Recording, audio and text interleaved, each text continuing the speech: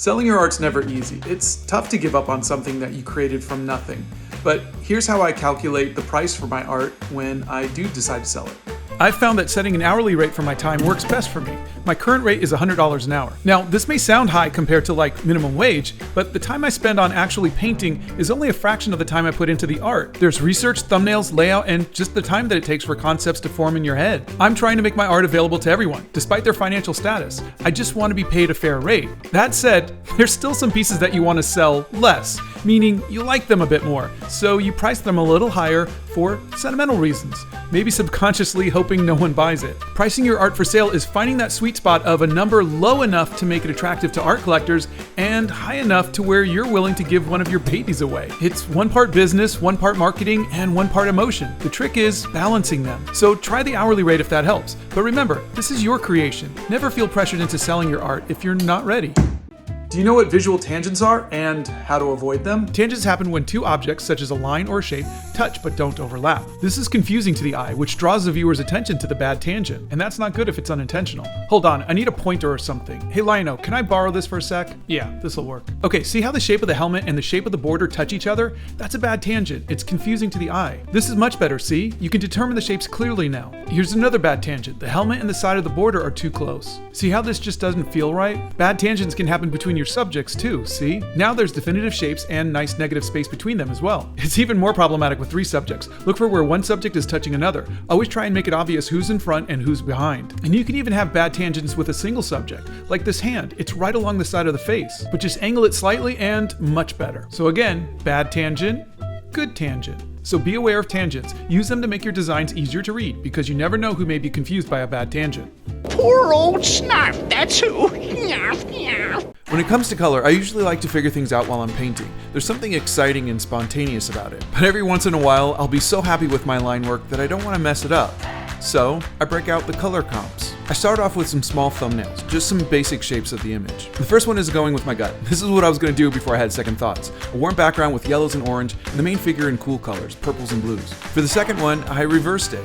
Cool background and warm character. And for the third one, I went with natural colors. The sky is blue, the leaves are green, the trees are brown. And the last one, I went with a sunrise kind of feel, pink skies and a cool main figure.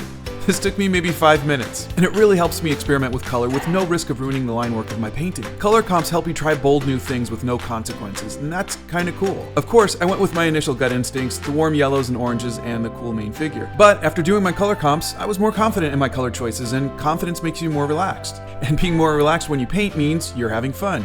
And that, my friend, is what art is all about.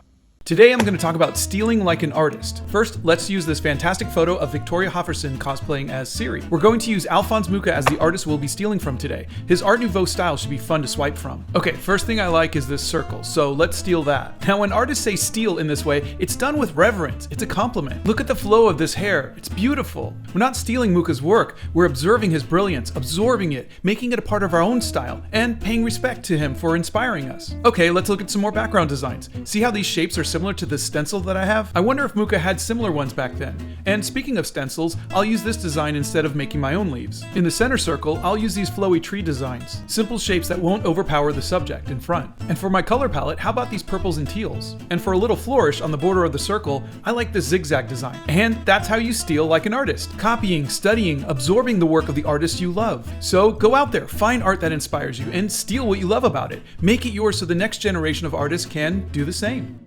About 6 years ago, I did this painting of Aragorn from Lord of the Rings, and I'm still pretty proud that I was able to create a sense of depth of field so Aragorn is in focus and the background is blurred. Our eyes do this naturally when we focus on a subject. Cameras do it amazingly well. But how do you achieve this in a painting? For this Aragorn painting, done in gouache, I softened the background by painting it wet and letting the colors blend together. Another thing that helps you focus on the subject over the background is contrast. I saved my whitest whites and my blackest blacks for Aragorn, but the background whites are more light gray and the blacks are more dark gray. This tells the viewer where to focus as the eye naturally goes to the spots with the most contrast. I do a similar technique with my watercolors. See how your eye goes to the building in the distance with the brightest spot of sunshine? Or in this painting, the main character has the strongest outline and the brightest, most saturated colors. But the background has thinner lines and the colors are more muted. As artists, we're storytellers first and foremost. Our job is to lead the viewer's eyes to what is important. We do this with color, contrast, line weight, and saturation. So next time you sit down to draw or paint, think about where you want your audience to focus on. Give that the most color and contrast, and everything else will just fade away. So you finished a painting and now you want to scan it in and show it online, or maybe even turn it into a print. Start off with a good scanner, do some research, and find a good deal. I think I got this Epson V5500 photo scanner 5 years ago for about $200. It can scan up to roughly 9 by 12 inches,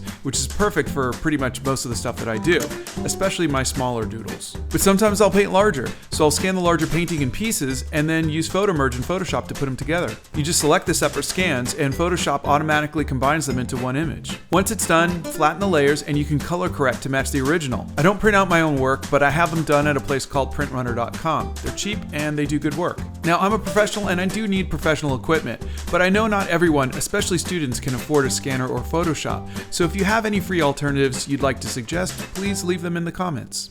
So you have an idea for a painting or a drawing and you want to find the right photo reference, but you don't know where to look. Google is your friend, especially if you're just doodling for fun. You don't need to worry about copyrights or anything. You can copy whatever you want. It's how we learn. You don't need permission. Use whatever you want. Have fun. But let's say you may want to sell a piece or make prints one day. Then you have a few options. Option 1, change the image enough from the photo to be original. You're going to use a lot of your imagination, and that's a good thing. Option 2, use multiple references. A head here, a hand there. The more you change it, the better. Option 3, stock footage. Now, this is a legal question mark for me. Do you need to pay a license fee if you're just referencing the photo? I'm not sure. Option 4, take your own photos. This, of course, is the safest one legally, but you still need to get permission from your models, even if you're married to them. Option 5, free stock references. Tons of models will post their photos for free. They just ask that you credit them, which is a pretty small price to pay, I think. Option 6, stock references from professionals. It's really cheap and the quality is amazing. Packs with hundreds of pictures can cost as little as $4. I've added my favorite free stock model sources as well as the professional for pay ones in my bio. So give them a try, play around, and have fun. Have you ever inked something and then decided, I changed my mind? That happened to me last week when I painted a tractor and then realized, drat, I want to paint my friend's service dog. So here's what I did. I penciled, inked, and watercolored the puppers as if the ink lines didn't exist. I just pretended like the lines were never there. There is no spoon. If you think about it, the parts where the line overlays where the good boy is only takes up a very small part, so it's just a matter of convincing yourself to ignore them for now. These aren't the droids you're looking for. Once you're happy with the painting, gouache is your friend. It works just like watercolors, only more opaque. Match the colors as best as you can and just start applying. Now, it's not 100% opaque, so you do have to work at it layer by layer, drawing in between each layer. But the cool thing is, it blends with the watercolors, so the transition is pretty seamless. No one will ever know.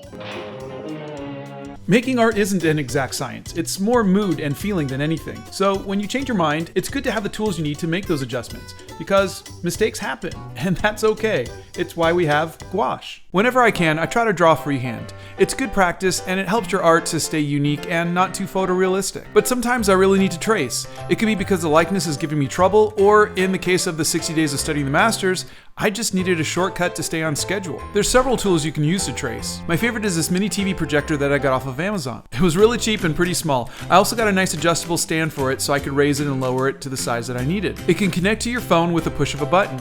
I'm using an iPhone, but I think you can do it pretty much with anything. Once it's connected, it mirrors the screen on your phone and you can just find a picture that you want to trace. Adjust for size and focus and there you go. Okay, so now I have 2 disclaimers. Tracing does not and should not ever replace learning how to draw. If you want to make art in this world, draw everything, every day. And 2, don't let anybody tell you that tracing is cheating. It's a tool that every professional artist uses. It's a time saver and it works. So use tracing when needed. Make art and have fun.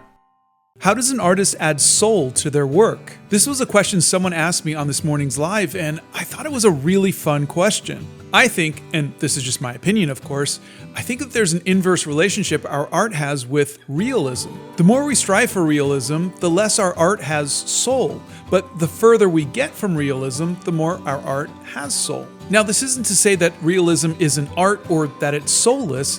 It's just that artists, all artists, we put our soul into our work. Be it painting or music or writing or dancing, our art has a little bit of us in everything we do. And with a drawing or a painting, the more we decide to deviate from our reference, the more we add a little flourish of color or line, or the more we let our work be free from the confines of reality, that's where the soul is. That's where the art is. I think truly soulful art is when we as artists let go of reality and let our art be free.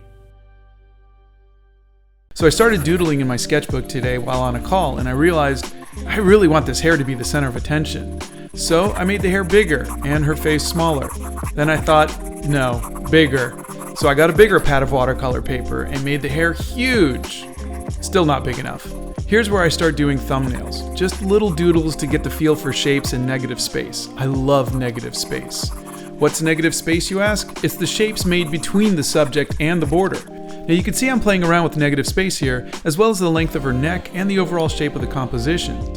Because the thumbnail only takes about a minute to do, you can really play around with different ideas, like this horizontal composition. And by drawing and redrawing it several times, you can start to find things that you really like about it. So next time you're stuck on an art piece, break out the thumbnails, doodle, have fun, and don't forget to explore your negative space. That's where the magic happens. I am bad at lettering, like really bad. And a couple years ago, I was painting Wonye from Angry Reactions, and I wanted to add the words gorgeous above his portrait, but I just couldn't get it to look good. I did my best, failed, painted over it, tried it again, failed again. Let's just say it was not gorgeous. Completely defeated, I scanned the painting in and brought it into Photoshop. It took me a while to find the right font, but eventually I found something I liked. I printed it out, trimmed it to size, and then went to get my trusty graphite paper, or transfer paper to some. Graphite paper is my savior when I'm having trouble with a painting. It transfers onto pretty much anything, and all you need is a ballpoint pen. After that, I mixed some paints to match the colors to the ones I chose in Photoshop. Being an artist is like going on an adventure. A seasoned adventurer will have tools that they bring with them based on their experiences, their previous failures, defeats, and battles. As artists, we learn from our failures, and there's lots of them, and we solve the problems by trying and trying again. Once we know how to fix that problem, we have that tool that we can take with us on our future art adventures. So don't be afraid to fail. Failure is just another excuse to add another tool to our artist adventure kit. And that kind of makes us superheroes.